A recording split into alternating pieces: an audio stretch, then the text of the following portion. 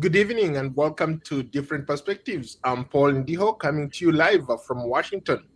Today, where does the war in Iran stand? 3 weeks in, what started as a targeted airstrike campaign by the United States and Israel has now expanded into a regional conflict with missiles, drones, and naval pressure across the Middle East. And one thing is clear. This is no longer a short war. Let's start with the human cost. In Iran, casualty figures remain disputed, but multiple reports suggest that more than 1,400 lives have been unalived, with estimates are significantly higher.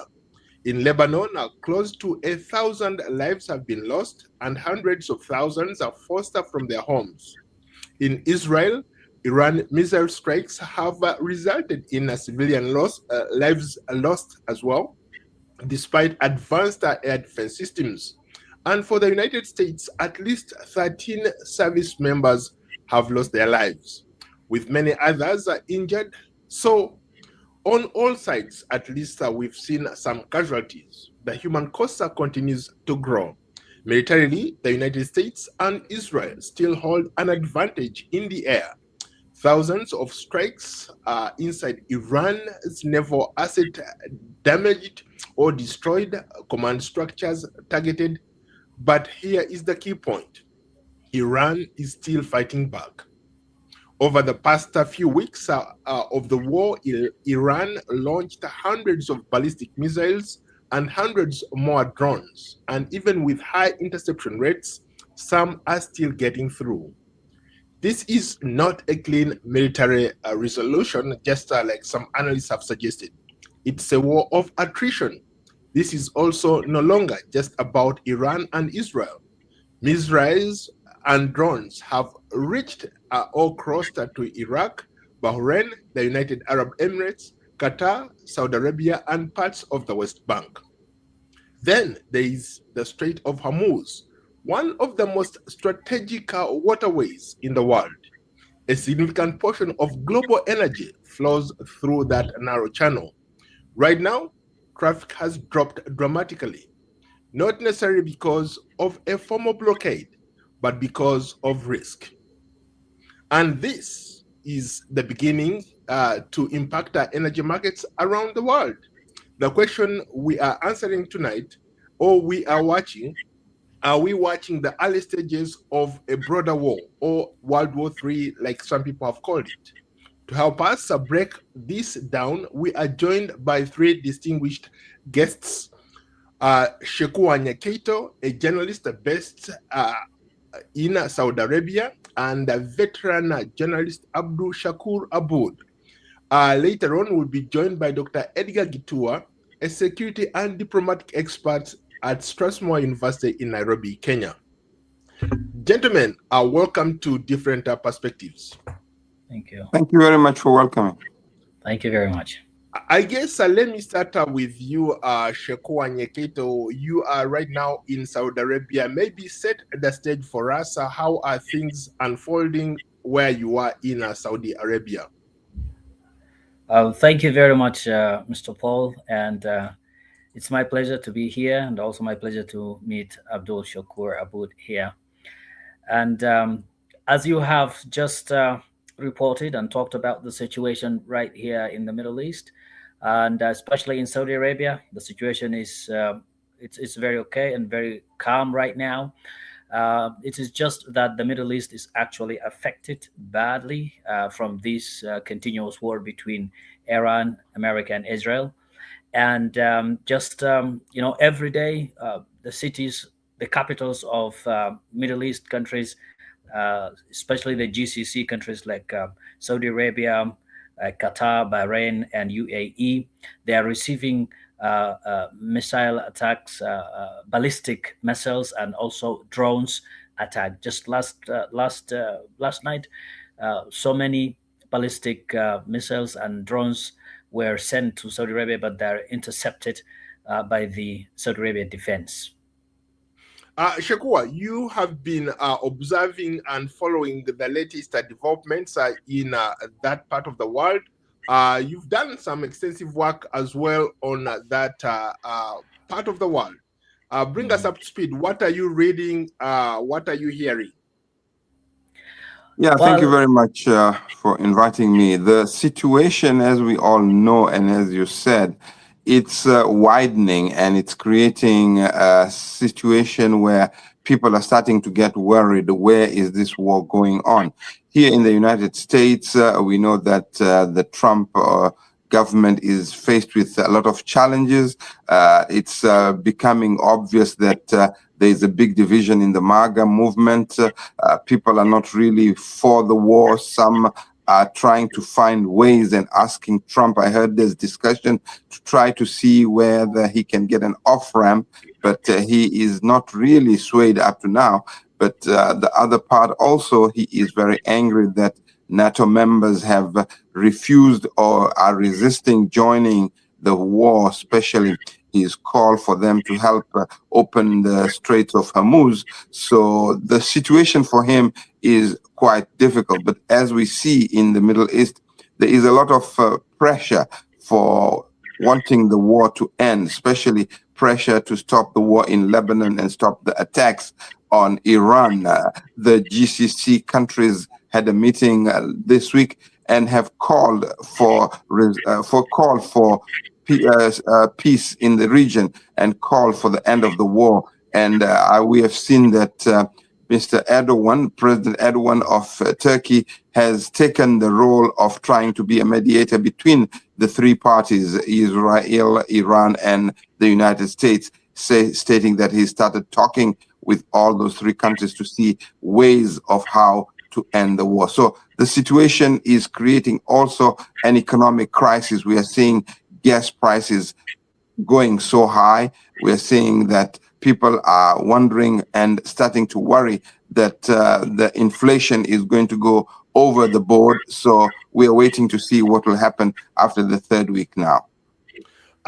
Interesting thoughts from both of you. From where you stand, I want both of you maybe to weigh in on this. We've seen a leadership shift in Iran after the initial strikes. How stable is the current leadership under these levels of pressure?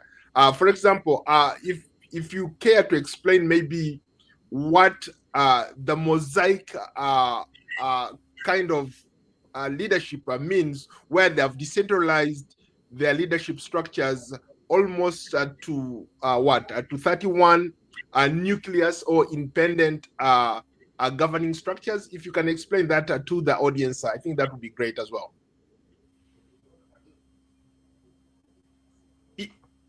Yeah. When you look at the situation in Iran, as you're asking, is that Iran was prepared for this, but unfortunately also it lost a lot of leaders. We know they lost almost 30 leaders in the first 2 weeks.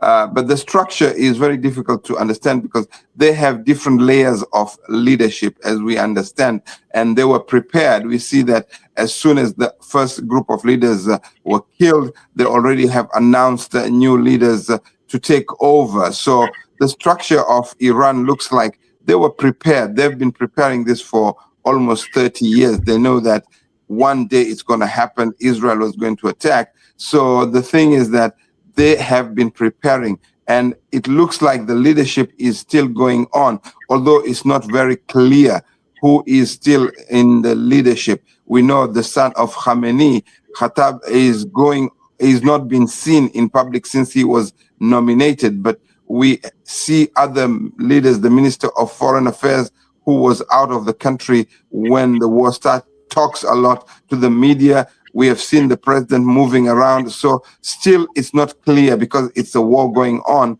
who is running the place. But it looks like their structure is still intact. Shekua, from a humanitarian perspective, what are you seeing on the ground in terms of how this war is impacting the civilians, especially where you are in Saudi Arabia. Are people scared even to get out of their houses to go up and about their business? Yes, the life is very normal, like I said before, and it is just that when we look at the number of casualties in the entire Gulf countries, it's between 20 to 25 deaths, and about 220 or 250 are the injuries. But in Saudi Arabia, there is not much casualties right now, and because only sometimes when the missiles are intercepted, so there are some part of it falls here and there will be an alarm before the missile attack, and after it's intercepted again the alarm will be removed, and then they tell you that now the danger is removed and there is no any problem. Then life continues very normally. We have just been driving always, every time there is nothing. It's just that the people are actually in fear if this is going to be escalated too much, and people also are fearing that might affect the business in the near future, because right now people are in public holiday for this week. This entire week people are actually enjoying their Eid this holiday. But next week, early next week, businesses should actually continue normally. So people are fearing what will happen in the next few days. Shakur, Israel has expanded operations into Lebanon. This is, as they say, it's still a limited campaign. Are we looking at a longer conflict on that front? Because, once these wars start, really, sometimes you have absolutely no control which direction they take. Your thoughts? Yeah, for Lebanon, Yes. we know that Israel will not stop attacking Lebanon at this time until when it has completely eliminated the Hezbollah. The liberation movement over there in Lebanon, which is the one movement which is fighting for the Palestinian state, has been fighting all these years against Israel. So the war in Lebanon is going to continue, and I don't think so it's a limited war at this time, because Israel has been attacking all the fronts and all areas where they believe Hezbollah has its people. So at the same time, Hezbollah is attacking back. We have seen that Hezbollah is consistently shooting rockets into Israel, especially in the northern parts of Israel. So the situation is not clear when Israel will agree to stop its war against Lebanon. The only means it wants to do is to eliminate Hezbollah, and Hezbollah has declared that it will not stop or it will not disband until its own wishes are achieved, which is to see a Palestinian state.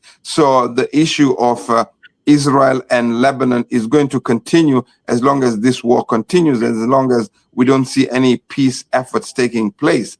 There is very limited efforts taking place to try and bring this war to an end. We know that French president is trying hard, especially on the Lebanon side, because it has more closer relations to Lebanon, a former colony. So there is a quest of trying to look for peace in the region. But the issue of Lebanon and Israel is going to continue until Israel is satisfied that Hezbollah has been eliminated. Earlier I talked about the war of attrition. When I was introducing this segment, I talked about how a lot of people are looking at this as a war of attrition. The United States and Israel control the airspace. They dominate in this war. But Iran is still firing back. What does that tell us about Iran's capabilities? Are we seeing a situation whereby they're running out of missiles, drones to fire back?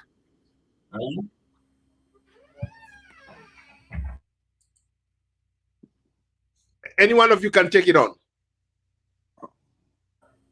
Oh yeah, Iran looks like it's firing back because it's as I said, planned these things for a long time. We're seeing that it's still firing strategic missiles and drones. We know that Iran has been very special in making drones.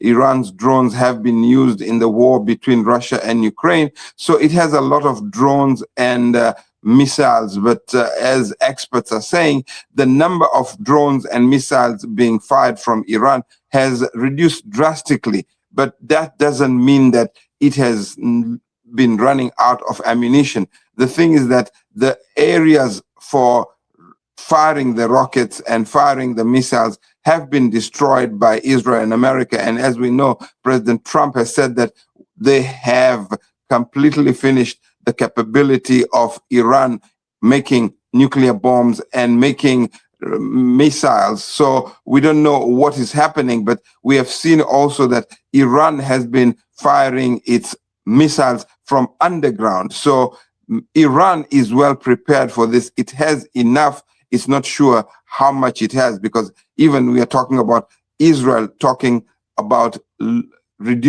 talking about having its ammunition stock has gone down. So this war is going to cost a lot in ammunition for both parties, but we are not sure when and how it's going to finish. Shakur, since you're in Saudi Arabia, there have been reports of some of these air defense systems are not working properly. From where you stand in the region, have you seen any evidence to suggest that some of these air defense systems that were in place to protect people from these ballistic missiles, these drones, are not working in some of these countries in the Middle East? Actually, from my point of view, as I am here, I think the air defense is working properly. Maybe I am not a military expert. I can't suggest something in such, but when you hear a news that Saudi Arabia air defense intercepted 17 missiles, rockets, and drones that are not actually falling effectively, and they did not reach their targets, sometimes only 2 or 3, and they always they disturb them to fall away from from the populated areas. So I can say, according to me, as a normal person and ordinarily, see that the air defense is working. And if you see in UAE, the air defense every day reporting the intercept more than 8, more than 10, more than 15. And I talk to my people right there in Dubai. They're telling me there will be an alarm. The alarm will be even before the missiles arrive into the space. And after a few minutes, then they tell them the same thing. Now the missiles are intercepted and the situation is okay. So as we see right now, up to now, it is actually defending and working very properly, unless it is something that, or someone who talks from a military point of view. Interesting perspective there, because there have been a lot of media reports suggesting that some of these air defense systems are not working in these countries. So I'm happy to hear that from your vantage point where you are in Saudi, at least you've seen evidence to suggest that these air defense systems are working. How about how ordinary people, going about their business? Are people afraid to even get out of their houses? What do you see on the streets out there? Now, the streets are full of people. The businesses are opening, unless the business is in a place where the attack was there. For example, if it is nearby the airport, like Dubai airport, or nearby, let me say, the oil place such as Aramco, the places where there are no people in there. There are no businesses usually. So the businesses are very open, very okay. The streets are full of people. It is just that because nowadays it's a holiday, so any business is not opening right now. It's just that because of this holiday, and there is no even announcement from the government like there is a emergency or there is anything, and people are not only when there is an attack. Sometimes in Doha, the Qatar government tells people there will be a danger in few minutes, and people have to stick into inside their houses, do not go out, or remain protected until the danger is removed. And after a while, like I said before, they announced that. And you can also see from the social media, people who are posting lives, they are streaming live from the streets, driving on the streets, and life is continuously going normally. Abdul Shakur Aboud, earlier you talked about how Iran has been preparing for a long time. Iran has done this for a long time. Maybe from where you stand, Shakur, can you tell us why do you think that we are seeing missiles and drones across multiple countries? How close are we to a wider escalation? Well, escalation, I think, has reached a point where we can say it's a regional conflict, as you said earlier.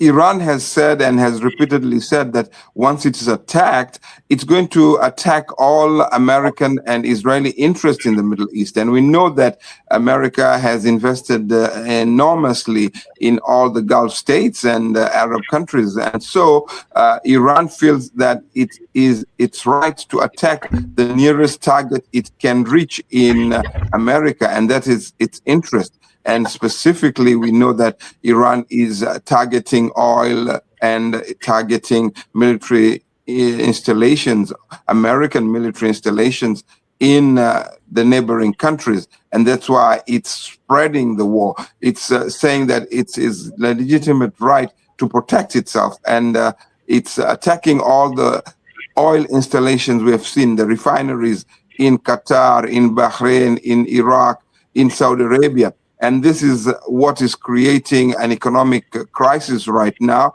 Inflation is going high, and we're seeing gas prices and energy prices increasing every single day. So the reason why Iran is attacking these areas is a reason that it feels that it's the nearest place it can go, and it can create havoc in that whole region. And it's aiming specifically at the energy, because it understands very well energy will send the message to the world that this war is expanding and something has to be done. So I think that's the reason why. But at the same time, when you had asked earlier, is that this also is an information fighting or information conflict. We are seeing a lot of information talking about attacks at different places, but all that is reported to be some as false news, because everybody is trying to be on the news. Everybody is trying to get information out there. So it's also become an information war. So it's expanding in a way that people have to be very careful on what they see or what they read, because some are this false news and some are AI challenges is coming up, and it's creating a false narrative that the situation is very bad, while sometimes there is no real attack at different places, according to what we see in some of the media. Interesting. Let me welcome our special guest, Dr. Edgar Gitua, a security and diplomatic expert at Strathmore University in Nairobi, Kenya. Dr. Gitua, welcome to the program.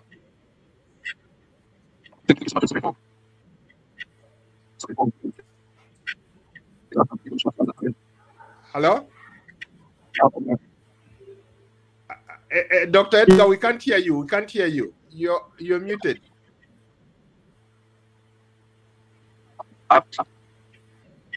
Hello, Dr. Edgar? You are muted. We can't hear you. Dr. Gitua, can you hear me? Okay, you are muted. I cannot hear what you're saying.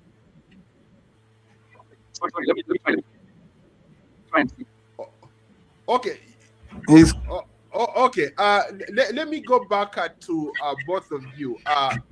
Shakua, you talked about something very important that we are witnessing. For the first time, I think we are looking at a lot of fake videos coming out of this war.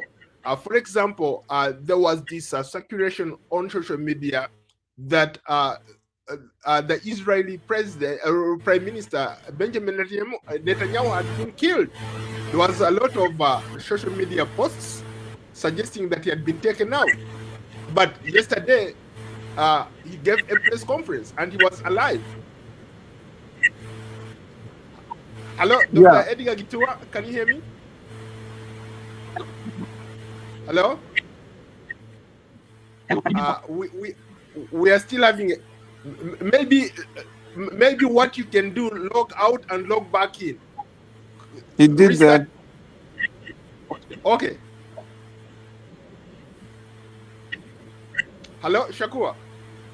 Talk about the effect or the implications that we have seen so far. We've seen a lot of fake videos coming out of this war. We see a lot of, for example, AI images saying that Iran is having an advantage as opposed to the US and and Israel. What are your thoughts about those things that we've been seeing online? I think those things are affecting ordinary people and affecting people who do not know how to verify what is true, what is not true. And there are so many people. By the way, I have even seen some videos that suggested that is an attack right now, and those videos are from the previous attack, and maybe even some of them out of the region in some places. So because the vast majority of ordinary people do not know how to verify, do not know what is correct, what is not correct. But for example, in Saudi Arabia, the government has released an app called Tawakkal. This app, you can actually report if you have seen anything actual. You can report on that. You can even send documents. That has actually helped the people to verify what is true, what is not true, and also the government announced that you don't have to take picture everywhere and just post some fake news. There will be a very big punishment for that, especially in UAE. There is a rule right now for that, and there are specific channels where you can get what exactly happened. And because the government announces when attack is coming, if the attack is intercepted or not, and after that what has happened, and then the government will announce what are the casualties or the damages and the losses and everything. So these news are actually affecting, especially those who are going to informal channels like on TikTok and other on other social media platforms are overrating it and putting videos that are actually fake, like Mr. Abdul Abud said before. And so many people now are fearing out of that, because if we look at the flow of fake information on these attacks, especially in the Middle East, are actually more than what it is exactly. Dr. Edgar, can you hear me? I think he has a problem with his audio, because we can hear when he's trying to talk. Edgar is talking, but it's crashing. There's a problem with his audio. Edgar, can you log out and log back in if you can? No, maybe change the mic. Yeah, or change something, because we can hear. His mic is the problem. Okay. Replace the mic. Shut it down completely and try to log back in. Okay. Terrific. Okay, so this has been an interesting war. From where you guys stand, what do you think? Who has an advantage in this war? Can Iran succumb to this kind of pressure and survive, or the United States and Israel have to, at some point, maybe figure out an off-ramp?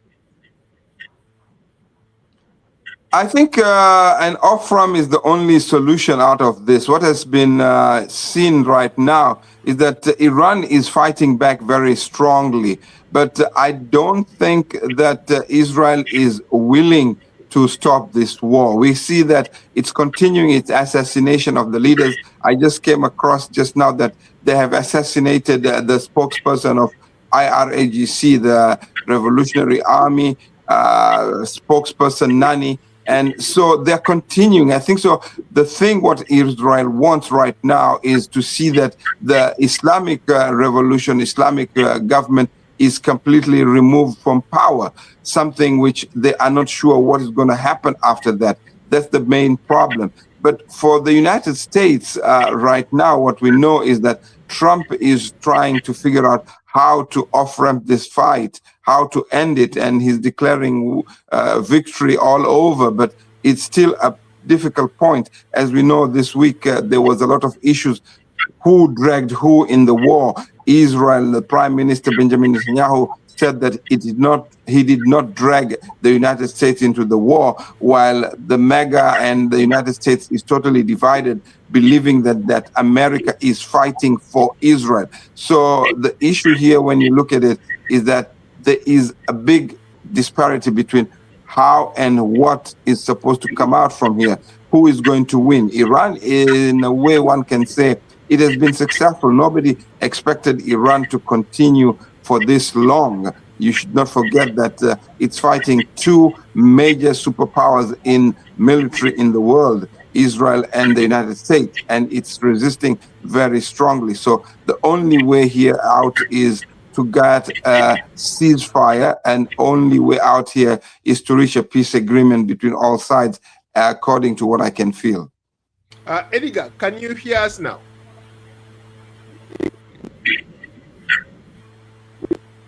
Hello? Something is wrong with your audio today for some reason. I don't know what it is.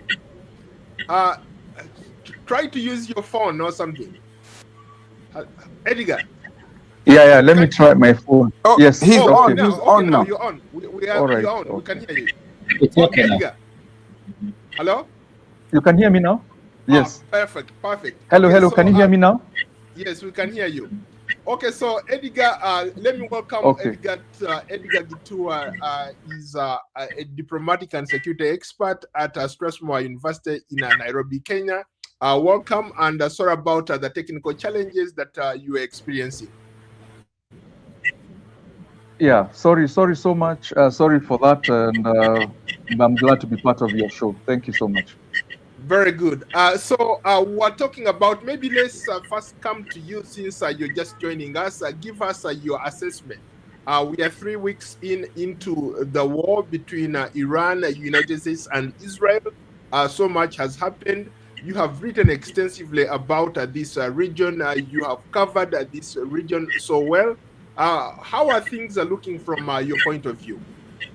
Yeah, thank you for having me, and thank you so much, my other colleagues. So from my assessment, number one, and I know this is contested out there, this war was inevitable, in my view, simply because of Iran's ambition to dominate the Middle East geopolitically, and to dominate the Middle East in terms of being the premier nation in the region. Remember, Iranians are Persians, they are not Arabs. And the Persians believe their culture is more superior to the Arabs. And that's why Saudi Arabia, UAE, and other countries in the Middle East would not be comfortable with having a very powerful and dominant Iran. Now, the other aspect of Iran pursuing nuclear weapons, administered a lot of sanctions, warnings from the West, that was always going to be another trigger. It was always going to be a trigger, and I think last year in June, that was the warning sign. The world should have realized that if Iran did not de-escalate, if Iran did not, to an extent, in my perspective, give the West and what it wanted in terms of assurances that there would be no pursuit of nuclear weapons, this was going to happen. So for me, this war did not get me off guard. It was bound to happen. I was probably a little bit surprised because it took place or continued during the holy month of Ramadan.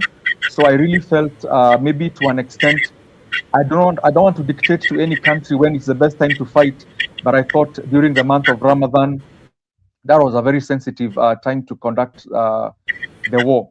But largely speaking, 2 weeks ago, I had a meeting with the Israeli ambassador here in Kenya. I was part of a small team he made a presentation to on what is happening and what Israel wants to pursue. And there was one message that was very clear. Israel will not stop this fight until they are satisfied that the regime in power in Iran has fully accepted it will not pursue nuclear weapons. So for me, my assessment and based on my research, unless the West, the conceptual West, including Israel, get the assurance that the regime in Iran will not pursue nuclear weapons, this war is far from ending. And having said that, I came in when my colleagues were talking about the escalation of Iran trying to fight the other Gulf states. I think this is classic geostrategy, and it is a way of Iran trying to draw in the Arab neighbors, the other Arab nations into this conflict by making it a wider regional conflict, because the US gives guarantees to these other countries. So it is Iran's way of trying to force these Gulf countries to tell the US, let us de-escalate, let us stop the war, because we are hurting economically. They are bombing our, they are bombing our oil facilities, they are bombing our infrastructure. So it's a dirty underhand tactic by Iran in trying to get the US to back off and Israel to back off this war. But from all indications and what we have seen, I think we have a president in the White House who has shown that he is willing to go the extra mile, regardless of the consequences. And if what we are reading in military news is that the US is actually increasing its military presence in the region, in the Strait of Hormuz, we are digging in for a conflict that is going to probably hurt the region and the rest of the world in the foreseeable future. So to quickly summarize what I'm saying, what does the US and Israel want? Regime change. Number one, regime change. Unless there is evident regime change, there's going to be a lot of military pressure on Iran. You can see all the military leaders who have died, Larjani, Mokhtaba, Khamenei. We are not sure the status of his health and where he is, whether he's in Russia or not, as we keep on reading. Other military generals are being picked off every day. So I think this is it's not only a physical military war, it's also a psychological war.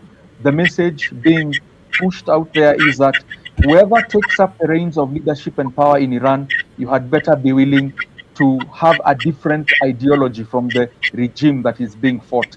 So in my view, I know we want peace and we want a ceasefire, but let me be the prophet of doom today and say, I do not see peace until the Iranian regime gives certain guarantees.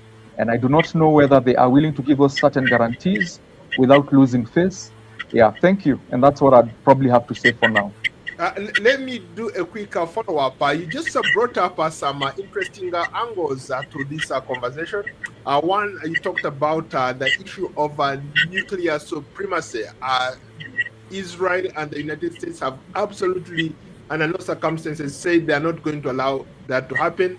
You also brought in the issue of regime change. But earlier, I think we were talking about how the Iranians developed some kind of a mosaic kind of leadership structure that is so decentralized that even if you take out the leader, every leader that you take out, they have like so many other leaders coming below that person.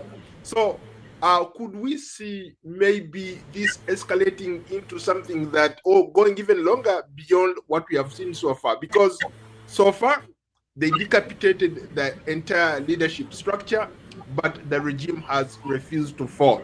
We still see these people fighting back. Your thoughts? Yeah, thank you. That's a very good question and a very good observation.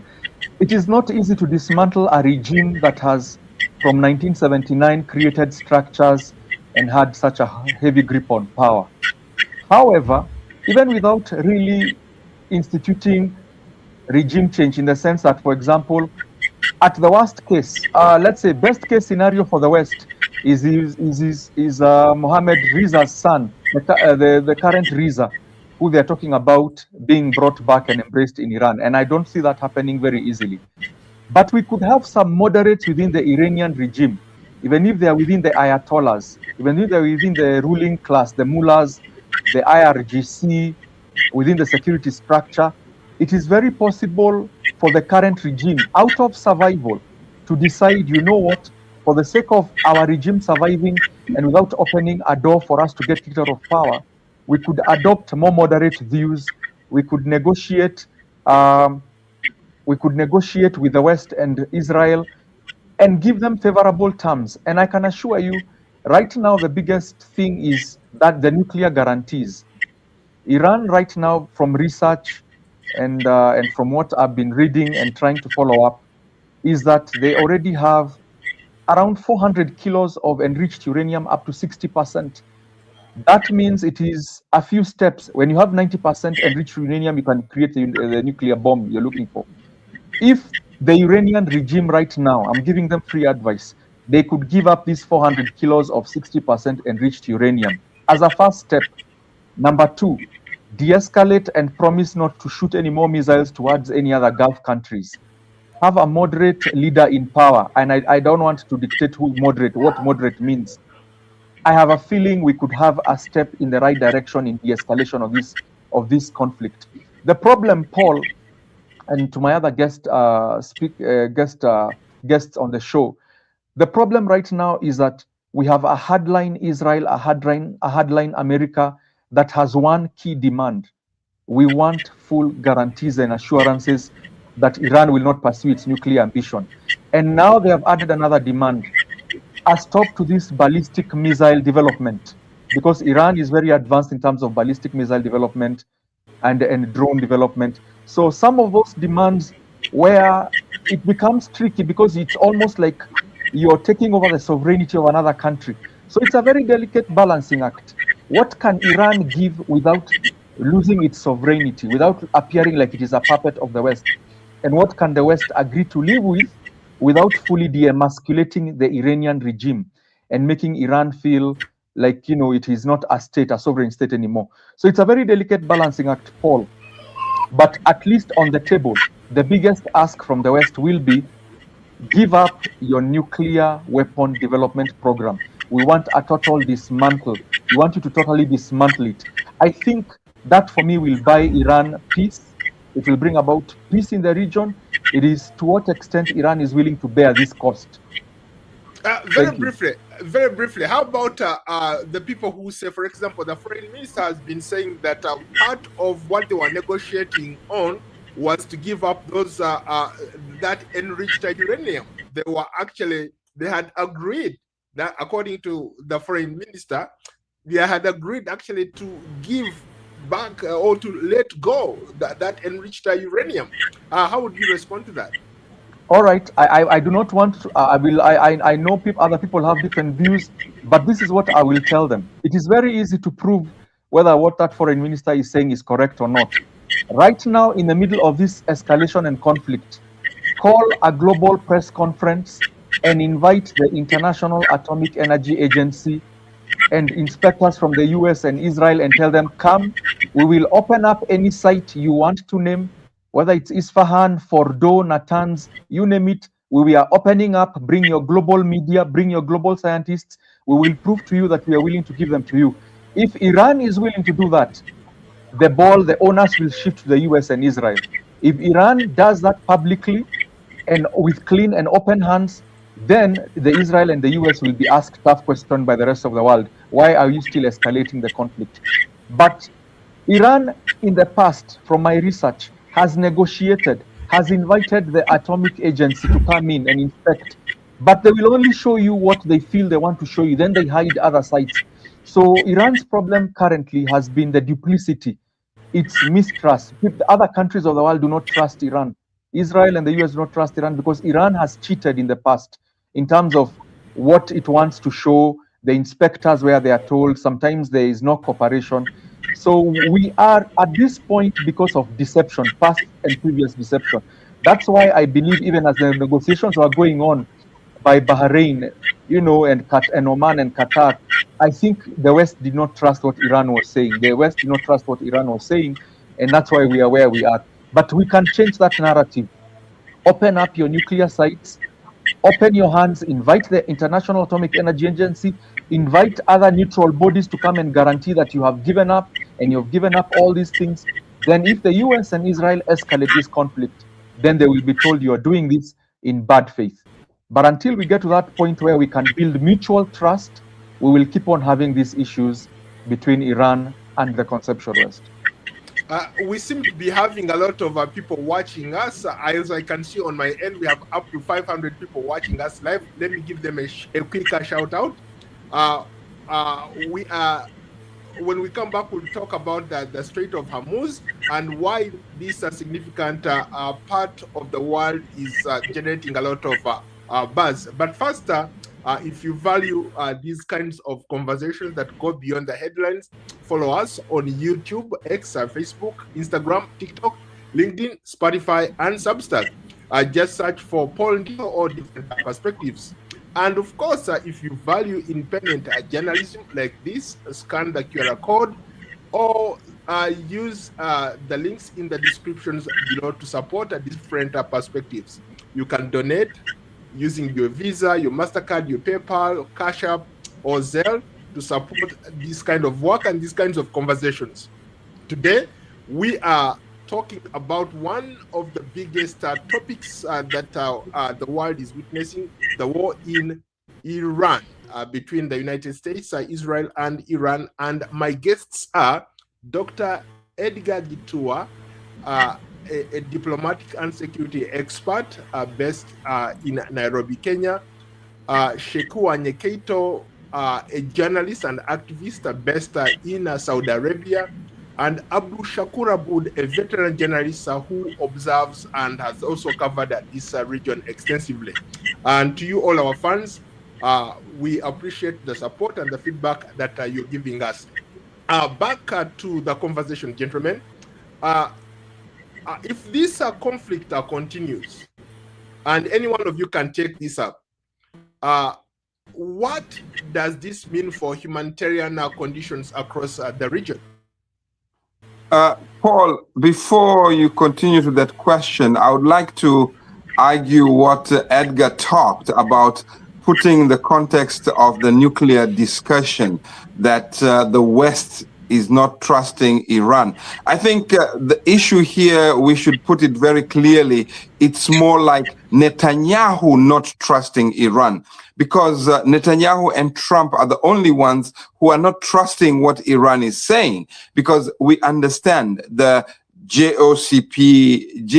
JCPOA agreement, which was reached in Paris under Obama. They had reached an agreement that Iran is not going to produce any nuclear armament. And Iran had specifically said that it is not having an intention to go to nuclear arms. It was using nuclear for its local energy. And things were quiet. The thing here we have to put in perspective is that it's only Netanyahu who has been insisting for almost 30 years, and he was always talking. We saw him coming to the United Nations saying, Iran in 3 weeks is going to have a bomb. Iran in 2 months is going to have a bomb. So it is Netanyahu. We have to precisely explain that, because the West is now totally divided, because Khamenei had issued a fatwa that Iran will not make a nuclear bomb. And the UN Energy, IAE, was also observing. You're saying that they were not going to where Iran would not look. That's an issue of sovereignty. Israel has nuclear bombs too. But when they reached that agreement, there was sort of calm in the whole situation. And what has happened right now, we must put in perspective, is that Netanyahu was able to convince Trump. Netanyahu tried to convince Obama to attack Iran. He tried to convince Biden to attack, but they all refused. And the West as a whole is not together with that idea. So that's what I wanted to put into perspective first, that there is no issue of whether Iran wants to make a bomb or not. Khamenei had issued a fatwa, And fatwa is a religious law saying that we are not supposed to do it. And I think they did not trust, but I don't think so. The whole West did not trust that. I think so. It was Netanyahu was trying to manipulate the West to accept his ideas. Edgar, maybe you want to respond to that. Yeah, Shakur makes a greater point there. There's been a rift. There's been accusation after accusation. You've seen clearly the West has said this is not our war. NATO has said this is not our war. They have all decided to, to stand on the sidelines and watch from afar. But based on what Shakur is saying, how do you respond to what he just said? Yeah. I hear what he says, and I respect his views, and I understand where he's coming from, and he's right to an extent. To an extent that there were agreements, the JCPOA, the Joint Comprehensive Plan of Action, JCPOA. But the problem with JCPOA as an agreement, and where Israel, and I'm not holding brief for them, but I want you to understand where they had misgivings with that agreement, was because that agreement, the JCPOA agreement, were telling Iranians to halt nuclear enrichment production for a number of years. And it was going to expire sometime, I think, going towards 2030, thereabouts. I can't remember the correct dates. So the Israelis were saying, So the Israelis' problem with that agreement was, what happens after 2030? You're just telling them to halt production for 15 years or 20 years. And then in 2030, because they already have the knowledge, the scientists are in place, they will pick up from where they stopped. So I think for the Israelis and for Israel as a nation state, there are misgivings with the JCPOA. JCPOA was that it was not a permanent agreement. It was a temporal solution. It's like putting a band-aid on a wound. And sooner or later, after 2030, Israel did not have any guarantees that Iran would continue on the same path. I agree that Khamenei issued a fatwa, but here is the problem. Khamenei, even Khomeini, the late Ayatollah Khomeini, the one who passed away much earlier, they did not want, on principle, it's like they were gentlemen. They did not want Iran to go in that direction because they knew it would bring problems to Iran. But unfortunately, within the Iranian regime, younger leaders, hardliners, developed the view that it is better for Iran to get the bomb. It's better for Iran to be a nuclear power. And then even if we now do not use it, or we will get the respect we require from the rest of the world. And I think now I extend our debate a little bit. The problem with Iran, a nuclear-armed Iran, is its association with Hezbollah, Hamas, and the Houthis in Yemen. Iran's, the proxies that Iran supports outside there, who are non-state actors and would not respect the conventions of war and all that. That is where Iran's problems come from. Personally, I believe, look at North Korea, and I didn't want to bring them here, but let me just bring them for the sake of argument's sake. North Korea got their nuclear weapons through the back door. But you can realize, other than sanctions, the world has pretty much left them alone. And pretty much North Korea appears to behave itself in its quarter of the world. And they are nuclear armed, and they got the nuclear weapons through the back door. So for Iran, it's its association with Hamas, Hezbollah, the Houthis, and all these other non-state actor groups that creates the fear outside there, warranted or not, creates the uncertainty of, we cannot trust you. If you ever develop and get this bomb, we cannot trust what you will do with it. And I know that is contested, it's debatable outside there, but these are some of the things in geopolitics and global politics that define how nation states look at you. They either view you as a good state or a rogue state, depending on who you're associating with or what you're doing out there with your military power. And so Iran finds itself in this very tricky quagmire, where the fact that it supports the Houthi rebels, it supports Hamas, Hezbollah, and these are enemies of countries like Israel, then we get all the problems that we are seeing right now. Let me bring in a fan who wants to ask a question. Do you have a comment or question? Musa Abdul Karim.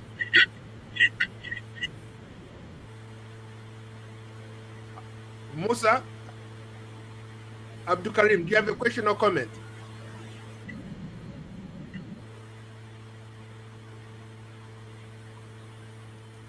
Okay, back to you. Let's talk about the issue, the Strait of Hormuz. Everybody is on edge. The world is on edge, looking at what could potentially happen in that corridor. The global shipping has come to a stall. Oil prices are shooting through the roof. Last night, I just put in gas in my car, and for the first time, I paid over $65. I've been driving the same car for years. I've never put in even $40. So for the first time, I put in over $60. So how do you assure people, you guys who watch this, what are we witnessing going forward? Either one of you can take it up. Okay, when we talk of the economic issue, the gas. Thank you. Let me before going to this. Go ahead, Shakur. Shakur, go ahead. Thank you, Abud. Yes, thank you. I was just going to have a little comment on the previous argument. I wanted us to look at two important things: the historical ambition of this war regarding to Israel, and also when we look at there might be a lot. America's interest is, both of them are dominance interests, but when we look at Israel in the region, Israel's ambitions in the region more far than Iran has nuclear facilities. It's Israel is expanding itself in the region. Israel is expanding its dominance in the region, and that for them as Jews, it seems like a religious belief. It seems like, and that actually brings fear of the region. If you can see right now, simultaneously, the war is in Iran, at the same time is in Lebanon. Iraq is also attacked here and there. Syria is also Syria as well, and maybe Jordan and the other regions. So the region in the Middle East right now, especially the Arab countries, there is a fear that Israel is expanding. For example, I'm coming from a country. It was once printed a passport. You can go to any country except Israel, that which is Sudan. So now, in this very particular junction, we look at America might say that my interest is nuclear, which is the existence, because also Israel sees that as a Jewish nation, it's threatened by the Arab countries or by the Arab in the Middle East, because they right now are calling it as the most hated state in the region, in the Middle East. It's because of its expansion in different countries. But I can also say that we seem to be having issues with. We are also fearing. Okay. We seem to be having issues, but okay. If I heard him correctly, he seems to suggest the issue of expansion. Maybe Edgar and Shakur, you can both maybe weigh into it. What Shakur argues, the point he's trying to put across, he says the issue of expansion. Israel, of course, there's what they call the Greater Israel. Israel always has a vision of expanding its territory. You saw that in Gaza. You've seen that in Lebanon. You've seen them encroaching on land in Syria. Now they're also talking about, encroaching. I've even had some arguments where they're talking about from east of the Euphrates River. All that land belongs to Israel. Maybe, how about you weigh in from that angle? And maybe the context of Sunni versus Shia. You have Sunnis on the Saudi area who also want dominance. Israel want to be the dominant person or the dominant country in that region. You also have Saudi Arabia that wants to be the dominant country in that region. So taking out Iran obviously kills that competition. Your thoughts? Yeah, Paul, probably I want to take this first. Coming to Edgar's position, I respect it very well. But once again, it's not, as you said, it's not only Iran which wants to be expanding in the region or have more influence in the region. You are right, Taj, talking about Greater Israel. That's the Zionist plan. And what I want to insist here is that the whole issue, the elephant in the room, is the question of Palestine. And we know Netanyahu doesn't want, and he's come out clearly, it's not going to see a Palestine state. And the war is on that. Nuclear is one issue, but Palestine is the other issue.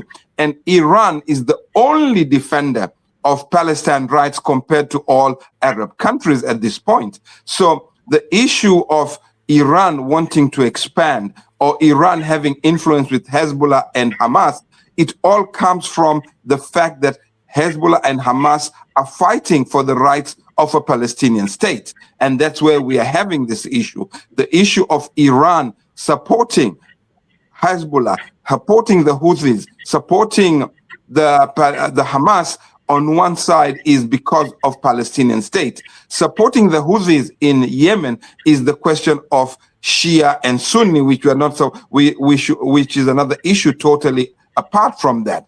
And then you have the question of the nuclear. And when Edgar was saying that the West is not trusting Iran, I still go back to the question that it's not the West. It is totally an issue of Netanyahu, not the West. Netanyahu and Trump, who were able to accept the question of rejecting the peace, the nuclear agreement, because when you said it has indefinite time, it's 2030, but it was a step into a direction where it was going to stop Iran to produce a nuclear bomb. Because what was happening, there was going to be more discussions. Because one thing what we should not forget, the West has put very big sanctions on Iran, and that was part of the negotiation. And why should Israel be the one to be the police of the region and says, we don't trust this and we don't trust that, and refuse an international agreement? Because the JCPOA was an international agreement by the West. And that's where the question comes in. Who is in charge of the Middle East? Who is supposed to be able to control the Middle East? So it's a big fight and it's a wider scope. I think we should discuss on that. Edgar, you want to take that up? Yeah, no, I hear you, and I agree with. I understand where he's coming from, and I respect his views. Yeah, I probably look at it a bit differently, but yes, I understand. I like his connection of Israel being Iran's enemy because of the Palestinian issue, and there's I can see the argument, I can see the logic in the argument. You know, many years ago in 2000, between 2007 and 2009, there was a president in Iran called Ahmadinejad. Ahmadinejad at that point was taken out as well. Yeah, recently, yes. So Ahmadinejad, when he was president at that point, Iran had just unveiled one of their missiles, the Shahab-3 missile. And in a press conference out there, whether it was rhetoric or whether it was bravado, Ahmadinejad said, now that we have the Shahab-3 missile, which has a range of over 2,000 kilometers, once we are able to get enough power, and he left it vaguely, we are going to wipe Israel off the map of the world. He said that verbally. That was a president who said that verbally. And I think for me, in hindsight, that is where some of these problems go in. When you have such a high-ranking member of the regime, of the government, because in Iran, you don't become president when the Ayatollahs do not agree you become president. You know, yes, granted, we have elections, but you are literally chosen. So when Ahmadinejad spoke, he sent a shockwave round the world that if you can say this, it means this is official state position of what Iran is all about. So granted, looking at Iran's development or Israel's attempt at trying to stop Iran from getting their nuclear bomb, and for those of you who've done deep research and read around it, a lot of nuclear scientists in Iran have disappeared.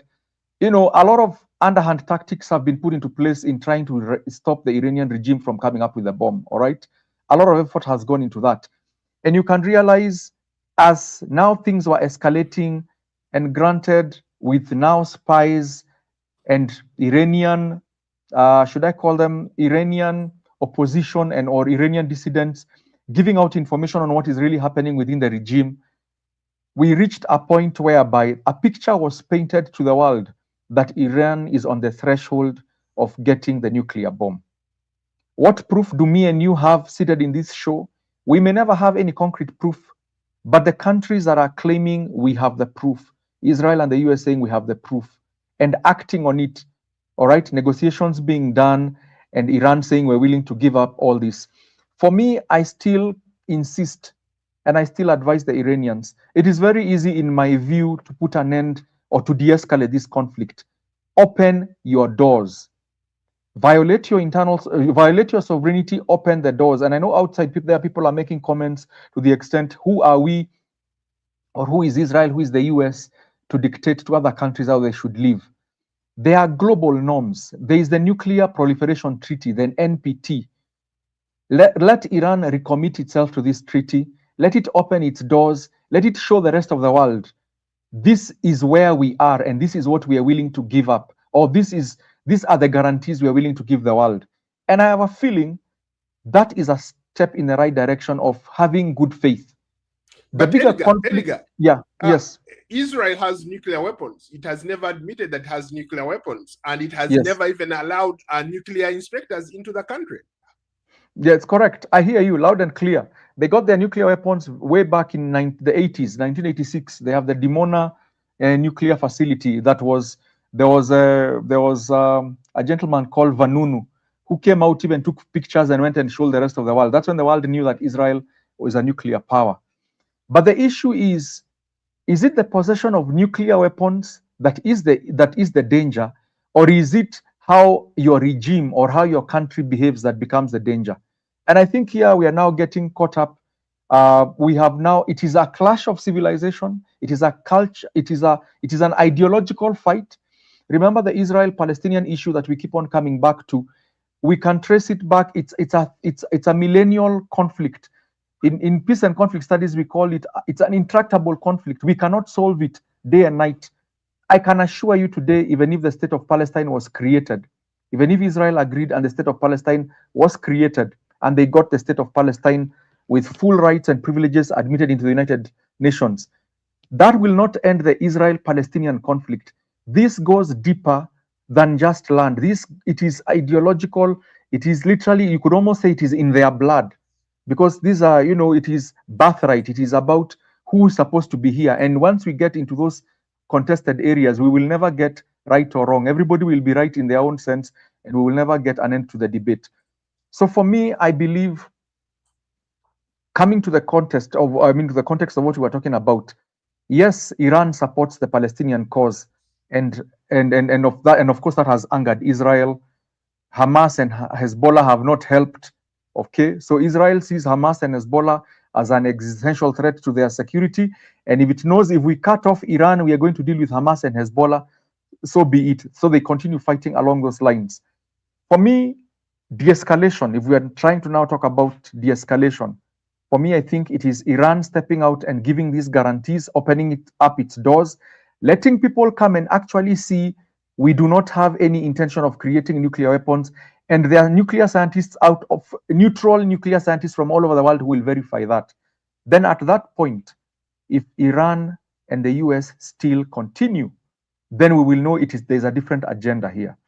I have heard other people out there talk about the oil in Iran, that this is another quest for controlling Iranian oil.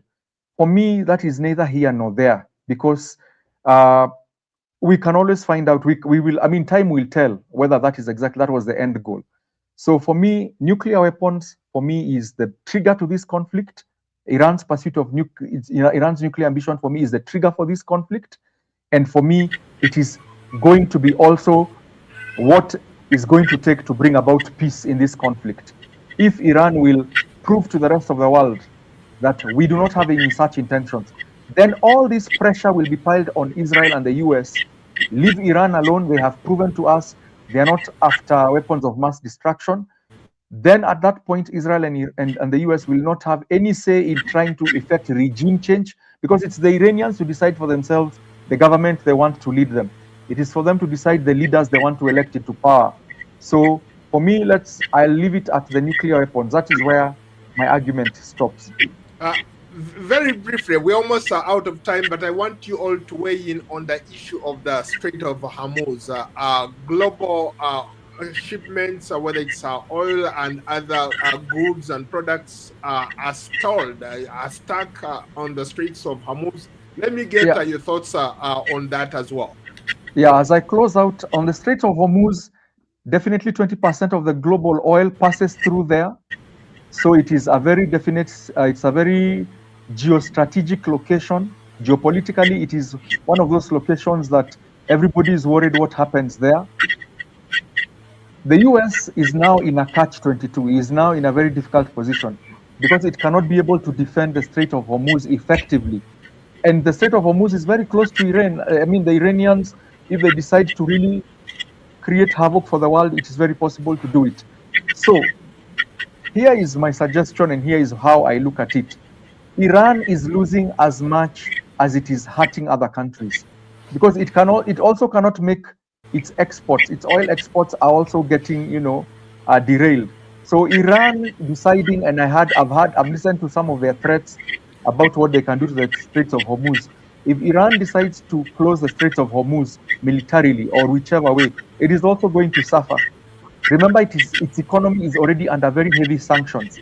So the 1.5 million barrels of oil from Iran that pass through the Straits of Hormuz, if it damages the Straits of Hormuz, as it is hurting the rest of the world, it will be crippling its own regime. So for me, I think this conflict should actually be moved from the Strait of Hormuz. I know that is easier said than done. And the US is sending in more aircraft carriers and more military. Its navy is moving towards trying to secure the Strait of Hormuz, which for me looks like escalation. So the world is going to suffer. If we continue like this in the next 1 month, a barrel of oil will be $150. So Paul, it will not be the $65 you paid. You'll probably pay $100 to fill up your tank. And when it gets there, you can imagine what is going to be happening in Africa and the rest of the world. So we all want a de-escalation of this conflict because of what is happening to the global price on oil. Thank you.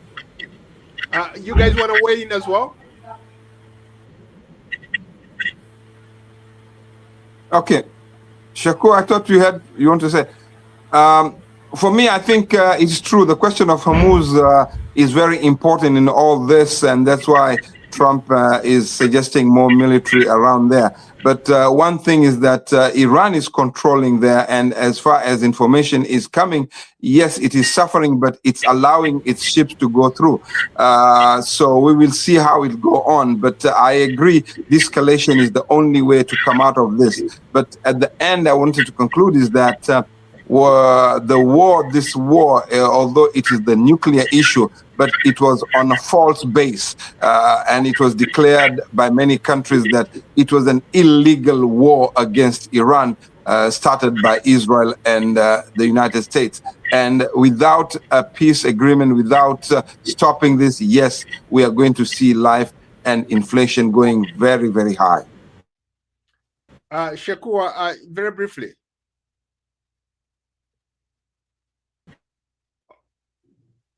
Okay. You want to weigh in very briefly, Shakur? Yes. I think my colleagues have spoken quite enough about it. But since I see that there is some movement of trying to find some alternative, or at least in which countries like Saudi Arabia, who are on the Red Sea, they can use the Bab al-Mandab or Suez Channel or Suez Canal in order to try to find a way out. But in fact, the Strait of Hormuz is actually affecting the Middle East oil when it comes to taking it outside. And before, Middle East and North Africa could be